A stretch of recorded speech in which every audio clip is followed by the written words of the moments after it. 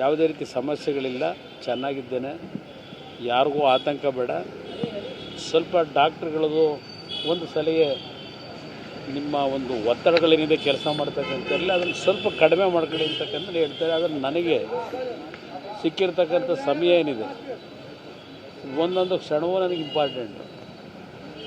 ನನಗೆ ಜನಗಳಿಗೆ ಏನಾದರೂ ಒಂದು ಈ ಇಲಾಖೆಯಲ್ಲಿ ಇರ್ತಕ್ಕಂಥ ಸಮಸ್ಯೆಗಳಿರಲಿ, ಕೇಂದ್ರ ಸರ್ಕಾರದಿಂದ ರಾಜ್ಯಕ್ಕೆ ಏನಾದರೂ ಒಂದು ಜನತೆಯ ಒಂದು ವಿಶ್ವಾಸ ಗಳಿಸ್ತಕ್ಕಂಥ ಕೆಲಸ ಮಾಡಬೇಕು ಅಂತಕ್ಕಂಥದ್ದು ಏನಿದೆ, ಆ ಹಿನ್ನೆಲೆಯಲ್ಲಿ ನಾನು ಸ್ವಲ್ಪ ಹೆಚ್ಚಿನ ಒಂದು ದೇಹಕ್ಕೆ ಶ್ರಮ ಏನು ಕೊಡ್ತೇನೆ.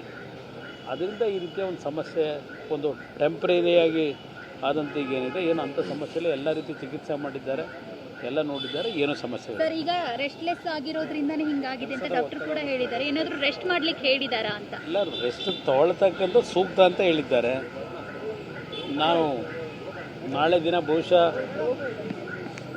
92 ವರ್ಷ ವಯಸ್ಸಿನ ಸನ್ಮಾನ್ಯ ದೇವೇಗೌಡರು ರಾಜ್ಯಸಭೆಯಲ್ಲಿ ನಾಳೆ ಏನು ಮಾತನಾಡೋರಿದ್ದಾರೆ. ಬಹುಶಃ ಅವ್ರು ಮಾತನಾಡ್ತಕ್ಕಂಥದ್ರಲ್ಲಿ ಕಾವೇರಿ ನೀರಿನ ಪ್ರಸ್ತಾಪ ಅಂತೂ ಬಂದೇ ಬರುತ್ತೆ.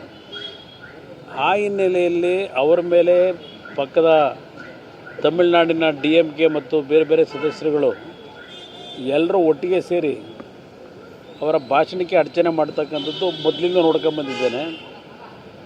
ಆ ಹಿನ್ನೆಲೆಯಲ್ಲಿ ನಾನು ಆ ಒಂದು ಸಂದರ್ಭದಲ್ಲಿ ಅವ್ರ ಜೊತೆಯಲ್ಲಿ ನಾನು ಇರಬೇಕು, ಅವ್ರ ಜೊತೆಗೆ ಒಂದು ಧ್ವನಿಗೂಡಿಸಬೇಕು ಅನ್ನೋದು ನನ್ನ ಮನಸ್ಸಿನಲ್ಲಿದೆ.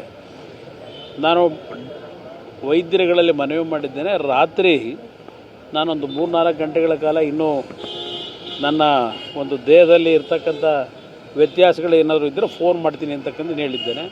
ಅದ್ರ ಮೇಲೆ ತೀರ್ಮಾನ ಮಾಡ್ತೀನಿ.